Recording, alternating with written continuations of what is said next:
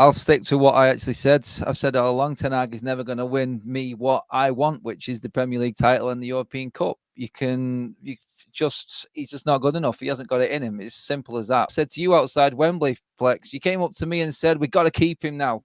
We got to keep him. I just went, no, he's not there for me. I wasn't clinging on to one game.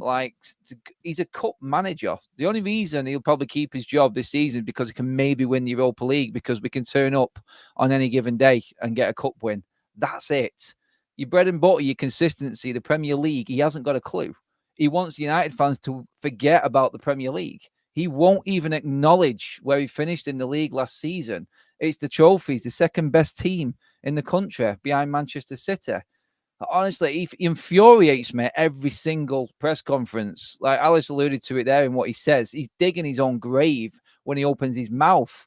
And then you watch what you watch on the pitch. I've spoken to journalists. You know them all, Flex. We've both been there. And what they tell me, they're sat there and they're just looking at him and they're going, mate, you are effing deluded. What football game are you watching compared to everybody else? Stop trying to convince people that you are watching another game. You want to talk about the cups, you want to talk about the trophies. What about the extra 1,500 quid that everyone's paying for the season tickets, your bread and butter every season? Don't try and kid the fans. The Stretford End executive section gone, new singing section all across there gone, with 15 minutes to bleeding go against Liverpool. Fans speak with their feet, and it's the second time it's happened at Old Trafford against Liverpool. You cannot come out and talk that utter bollocks to the media thinking that it's going to lie with his fan base. I'm sorry. It's gone too far. I knew everyone would turn straight away as soon as the bad results came.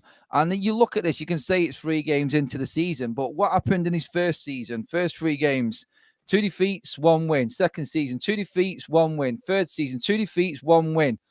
It's exactly the same, except it's getting worse and worse because he's had another 200 million spent, and these were the right prices for the right players, the players that he wanted, not overpriced like everyone's complained about before.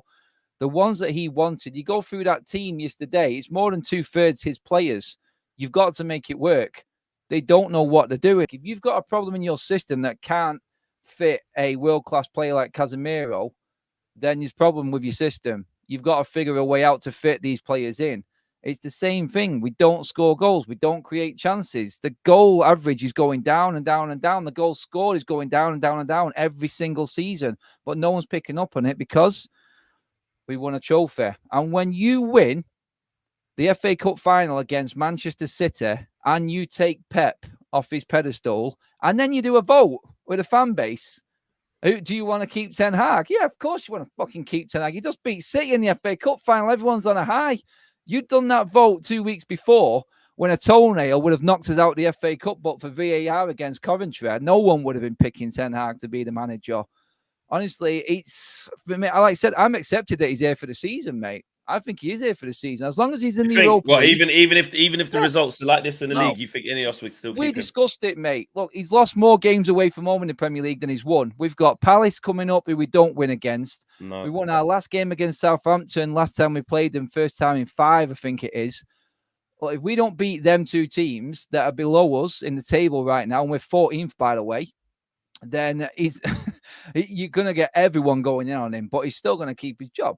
He's going to keep his job. So you think, regardless of what happens, you think it was just until the Europa League kicks off and they see how he gets on, you just think that by that they'll just keep him? I think Ineos are that brutal, win the Europa League and then get rid of him. I think they're that brutal. They need they need to give him a bit of time just to see what he can do. Because all they've seen is an FA Cup final, because that's all it looks like they've based their decision on. Because they can't say that 8th in the league is United standards.